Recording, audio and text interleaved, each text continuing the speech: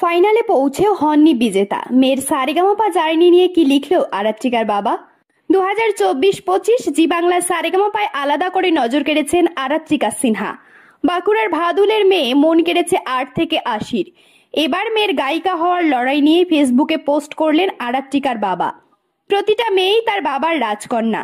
Saregamapa 2024-এর finalist আরাত্রিকার ক্ষেত্রেও তার সবচেয়ে বড় চেয়ার লিডার বাবা সৌম্য সিনহাই। বরাবর মেয়ের পাশে ঢাল হয়ে দেখা দিয়েছেন সৌম্য। প্রতিটা এপিসোডেই দর্শক আসরে বসে সগৌরবে শুনেছেন আরাত্রিকার গান।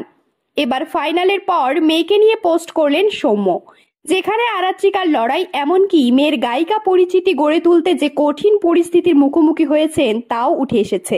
আরাত্রিকার বাবা ফেসবুকে মেয়ের জন্য লেখেন, মানি তোকে বাঁকুড়া বইমেলায় গান গাইতে দেয়নি, খাদ্য মেলাতেও তোর নাম থেকেও বাদ গেছে, তথ্য সংস্কৃতি দপ্তর হয়তো জানেই না তুই গান করতে জানিস, সবটা শুধু দেখে গেছি, কিন্তু তোর উপর ছিল আমার অগাধ আস্থা।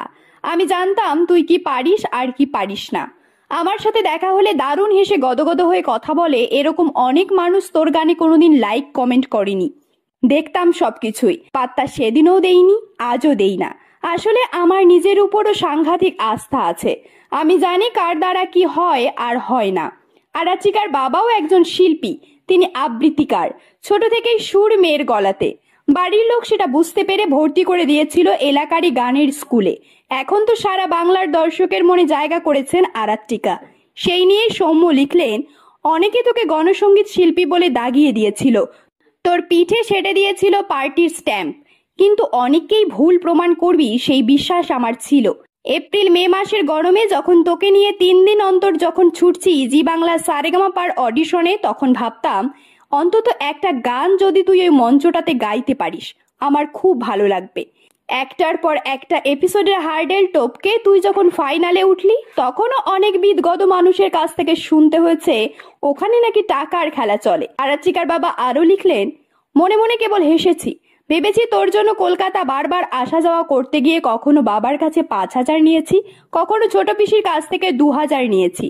আসলে একদল মানুষ কিছুতেই মেনে নিতে পারেনি বাঁকুড়া শহরের ভাদুল গ্রামের একটা মেয়ে কোনো সঙ্গীতের ব্যাকগ্রাউন্ড না থাকা সত্ত্বেও এত দূর যায় কি করে।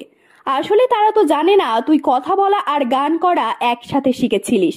তারা তো জানে না তোর গানের জন্য তোর মা পেটে তোর বোন আহিকে নিয়ে বমি করতে করতে 4 বছর কলকাতা গেছে ট্রেনে করে, বাসে করে। তারা তো জানে না তোর দদন মাম্মাম সারাদিন তোর সঙ্গে গান নিয়ে আলোচনা করত। তুই অনেককে ভুল প্রমাণ করতে পেরেছিস বলেই আমি খুশি। সারেগামাপার ফাইনালে পৌঁছলেও প্রথম দিনে জায়গা হয়নি আরাত্রিকার, যা নিয়ে বেশ বিরক্ত একাংশ দর্শক। তবে কালিকা প্রসাদ অ্যাওয়ার্ড পেয়েছেন বাঁকুড়ার মেয়ে খুদে কমরেড আরাত্রিকা।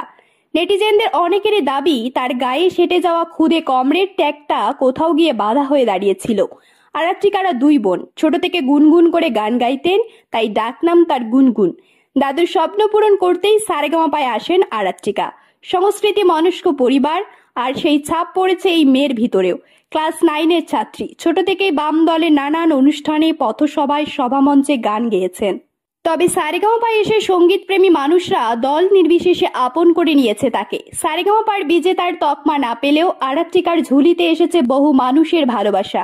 জানিয়ে তিনি ফাইনালের পর ফেসবুকে লেখেন, পৃথিবীর বিভিন্ন প্রান্তে বসবাসকারী সঙ্গীতপ্রেমী বাংলা গান শোনেন এমন মানুষেরা ফোন করেছেন বাবাকে অনেকবার।